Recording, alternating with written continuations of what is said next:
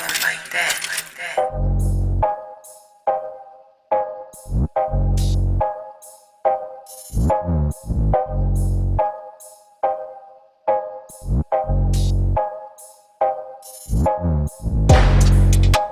another episode of Highly Respected with yours truly, Miss Streetz, and I'm here with a very special guest, Fedarro, in the building. How are you? Hey now, Well, you're in your building and I'm in my building. So, but how you doing? Great. I'm motivated. I'm pumped up. I'm just ready to get everything going. I work myself to death, and I love it. I love it. Yes. So. And I must say, you are a singer, songwriter, model, as far as I'm concerned, motivational speaker, all the above. How did you get started with music, though? My dad went to prison when I was 14 years old, and I come from a business family. And at the time, I just needed an avenue to express myself. So it was either sell drugs or do music. And, luckily I chose music, because I feel like when young boys are teenagers, this is the time where they're trying to express themselves. They're trying to find their manhood and their masculinity. So around that time is like, I needed a way to be able to, just express the emotions, just everything that I was going through. And music was just the perfect lane. Cool. That's dope. And we got to talk about some of your records because you drop songs like every day, I feel like. But you got Moody and then All the Smoke. And recently is Extra, which I really like that song. That song is super dope. So how do you balance, and then what gives you like the motivation to just do all these records back to back? I mean, there is no balance. Like, I tell people all of the time, like, when you're creating these records come from experiences. They don't have to necessarily just come from my experiences, because I'm cognizant of the things that I see around me. And I'm always just trying to pick up indicators and what people are going through and tap into the psychology of people. So I'm always just trying to fill the void. And it's like, because if we have an interesting conversation, we wouldn't have to struggle to say what we felt or what we were going through, right? Right. So this is how I create everyday conversations that I have with women and my best friends and people over here and what people are going through on the internet. All of these are songs. So there's songs all around us. All we have to do is just repackage that situation and give it back to the people. Right. And you have a voice on you too, I must add as well. Do you remember when you actually knew that you could sing, or who told you you could sing? I honestly, I never grew up a singer. Like, I actually started off as a producer. Like, a lot of people don't know that. Like, I taught myself how to play piano off YouTube because, like, I was just looking for anything to get away from what was in my neighborhood. So I was just looking for music, and I would just study lyrics, and I would just study beats. So I started off making beats for a long, long time. So funny story is I wrote an album for my brother because my brother is the singer in my family. Okay. So I wrote him a whole album, and my brother never, if he sees this interview, he'll probably agree and disagree at the same time. But he just didn't have the motivation and drive to do the music like I did. You know what I mean? He had all the talent in the world. So I wrote him an album, like a 10, 12 song album. And he just like wasn't motivated to do it. So I was like, this is the last time that I'm going to stop somebody from me expressing my dream, because I was trying to live my dream through him. Like, yo, when you make it, we both make it. Right. So after he like didn't have the drive to do it, I was like, you know what? I could do this. Let me just teach myself how to sing. So that's how I just learned how to do it. So what does he think about, your career now? Is he supportive? Or? Oh yeah, he has no other choice. Get out and lay down. Is he trying to get back in the studio or what? I always try to get him, get him back in the studio and get him to do some records. He still has an amazing voice, and I would still love to do like a duo album with him. So that'd be dope, definitely. And you spoke about starting as a producer. I know you're pretty much an engineer because you record yourself and things like that, and you have your own Pro Tools template. I know all about Pro Tools. I actually produce, and I'm a rapper myself. So when I saw that you had the template, I said, I'm gonna need to check that out. Why did you decide to create your own template? Okay, so I ran a studio in Atlanta for about 9 years. I worked with some of the best in the world. I'm talking about Bootsy, Future, Thug, Gucci, just everybody. You know what I mean? So every time that I recorded people, the process was the same. So I was just like, let me systematize this thing and organize in a way where I could teach people how to do it themselves, because I wasn't ignorant to see where the studio business was going, because the equipment was getting smaller and smaller. It was sounding better and better. So people were going to do it themselves. Right. You know what I mean? So I was just like, let me help them along with that process instead of trying to get these customers who are diverting and going this other way. Let me just help them. So I created the template, started doing courses, and started educating my consumers. So, I can get them to freedom, because at the end of the day, if you create songs, you can manufacture and create these records. You can have a real shot at having a career in this business. Mm-hmm. Yeah. That's right. So let's talk about cover songs, because you did do, some cover songs as well. What's your thoughts with people who say the cover artist, is no good, they need to have their own songs? What's your thoughts on that? You know what? I'm indifferent, because at the end of the day, like, I want people to be able to express what they feel. Like, if a lot of times people do covers because they're not good writers yet. Mm-hmm. You know what I mean? So it takes a long time to become a writer or be able to learn how to write your own music, because that in itself is an art. Even engineering and rapping and singing, those are arts. Mm-hmm.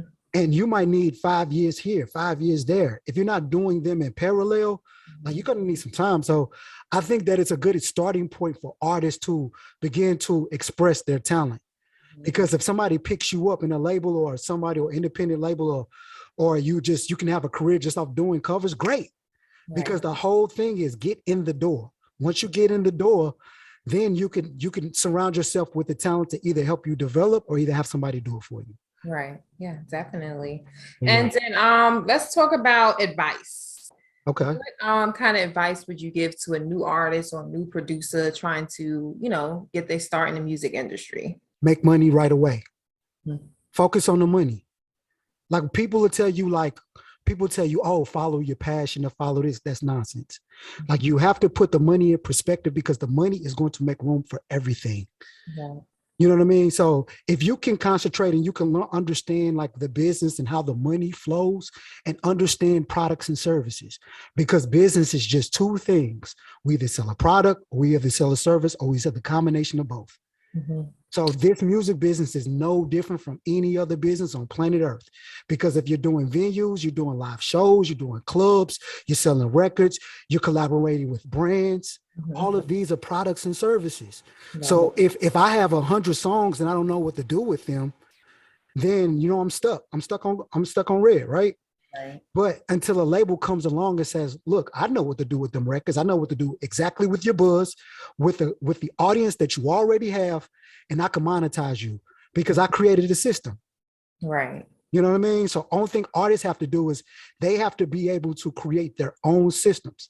Like, I see so many people, they say, oh, you need to put your songs on iTunes, Google Music, Apple Music, do this, do that, right? These companies are taking 30% every time that you put them on their platform. And then they don't even share the consumer data with you.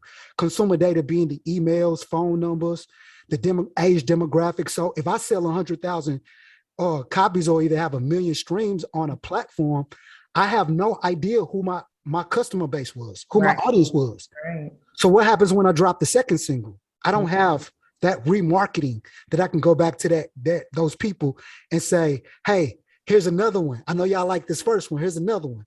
Right. Because the thing is, once you create an audience, you want those people to follow. You want to be able to follow those people around wherever they go. Mm-hmm.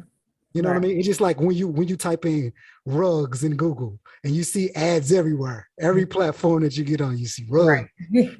You know what I mean? So it should be the same thing as an artist. And then once I can learn how to package up my stuff, and then I could like sell it to my people, I could sell them whatever because I'm locked in. Right. You know what I mean? That's definitely great advice right there. Definitely. Yeah. Even for a person like me, myself. So that's highly appreciated to give that game out, that free game for everybody. I mean, it get deep. Like it get deep because here's a free nugget, because I consult a lot of artists. Mm-hmm. Like, artists are quick to put their stuff on streaming platforms and get pennies on the dollar, right? What if you took every song that you had and you sold it to the people who were the most fanatical about you, your top fans, right? Or just any of your fans? You say, look, I got 67 songs. Mm-hmm. And plus, and then I'll throw in extra stuff. It's like, because when we, as artists, as we create songs, we got that one version that we didn't like. We go back and do. Go back. What if I bought every version, all the scratch versions, all of that, the total Miss Streetz experience? Wow. What would that be worth? You know what I mean? Would somebody purchase that for $97, $197? So if you could sell one of those every day, just one, 365 days, we're looking at $80,000. Right. That's how you have a career in this business. You know what I mean? Damn. Free game, y'all. Hope y'all listening. Yeah, Yes, we go on and on about this, but let's get into a little bit more fun stuff and personal stuff. Not that personal, but if you could record an album or a project in one place, one island, one state, where would that be? Oh, there's so many places that I love that resonate with me. But I would probably have to say, jeez, why you put me in a couple? Why can't I record like album place? Okay, so you know what's particular about this question that I love? Okay. Is that the reason that I don't know yet is because anywhere that I go, I would take on the energy of the place and the album would sound like the place. Right. You know what I mean? So like, I don't know yet, because I've been all around the world with music and I get different creativity from different places, but like, I see the same thing. Cause I spent the last, like 2 weeks ago, I spent 17 days in Miami and I made nothing but trap music and reggaeton music. That's the vibe of Miami. So. That is the vibe. Like, that is the vibe. But I took on the energy of the place. So I was just like, man, I'm making a lot of trap songs and I'm making a lot of reggaeton stuff. Because I was going out every day. I was trying to absorb all of the energy of the place. But I think that if I did, like, I don't know, because I would want to just spend like 3 days there, 2 days here, 2 days there, like West Africa, Vegas. I love LA. I love Atlanta. I would definitely do an album here anytime. You know what I mean? Yeah. Europe is one of my favorite places, Australia. So all around the world, like. Nice. So everywhere, pretty much. Any and everywhere. So do you sing in the shower? Nah. I've always wanted to ask a singer that. Like, do you sing in the shower? You know what? You know what's so crazy? The only time I really sing is when I record. It's crazy. Like, I don't know why, because like when I put these headphones on and I put this mic in front of me, it's go time. Right. You know what I mean? But anytime else, I'm like just not walking around singing. And I admire singers who do that, because I'll be like, man, because I'll be singing to myself like, man, oh, you a little pitchy right there. You know what I mean? So yeah. And then it's also about conservation of voice too. Cause like I record like 4 hours a day. You know, I never take a break. You know what I mean? So, you know, I'm always going. So it's enough practice for the day. That's definitely dope. So what's next for you? Okay, so what's next for me is like, I've made up in my mind that I don't want to do an album. What I'm going to do is, and here's my marketing strategy. I'm creating a YouTube page, and that is going to be the place for the collection of songs that I create. Another piece of advice that I would give artists is that you got to have a trap. And what I mean is you have to have a place where people can come and experience everything from you. So my YouTube pays me, like on one of my pages, great. Like, you know what I mean? So I'm looking at my streaming revenue. I'm like, man, I'm getting paid more for these videos than I'm getting paid for this. So why don't I just put all my songs on YouTube? You know what I mean? Because it gets generating more revenue. And then on top of that, put that YouTube inside of my website. So they can so if you bump into one thing, you're going to bump into the rest of the stuff, the presets, the beats with hooks, the songs. So you'll have the total Fedarro experience. And so I'm just trying to advise artists to do the same thing, because a lot of times I see artists, I'm like, all right, cool. Where can I buy something? Well, I have to go to somebody else's platform to buy from you. You know what I mean? Like, what sense do that make? Yeah, definitely. It makes no sense at all. It makes no sense at all. So speaking of where to go and links and all that good stuff, you have to give out your social media, your YouTube as well, so people know where they can check your music out and support you.